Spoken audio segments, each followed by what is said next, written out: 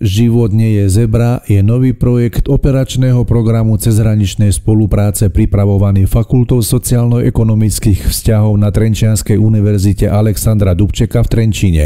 Program je unikátny a špecificky cezhraničnou spoluprácou s Univerzitou Tomáša Baťu v Zlíne. Svojou koncepciou je zameraný na prípravu, propagáciu a realizáciu výstavy neziskových organizácií celého Trenčianskeho samosprávneho kraja. Dnešný deň otvorených dverí občianskeho združenia Silnejší slabším organizuje samé združenie Silnejší slabším v spolupráci s detským mestečkom.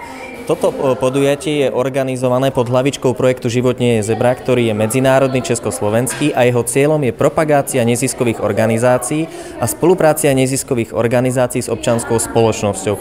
Prvotným cieľom teda nášho projektu je to, aby si občianská spoločnosť uvedomila význam neziskových organizácií v našej spoločnosti, ich funkcia a najmä ich význam.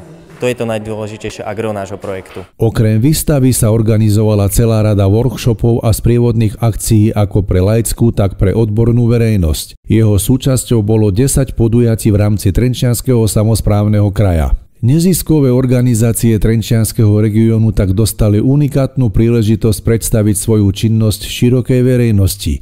Jedna z akcií bola s názvom Deň otvorených dverí, ktorú zorganizovalo občianske združenie Silnejší slabším v spolupráci s deťmi z detského mestečka Zlatovce. Táto akcia sa uskutočnila na základe oslovenia projektu Život nie je zebra, kde boli oslovené občianske združenia v rámci prezentácie a na tejto akcii spolupracovalo občianske združenie Silnejší slabším v spolupráci s detským mestečkom Zlatovce, kde už dlhodobo spolupracujeme a tvoríme s deťmi voľnočasové aktivity.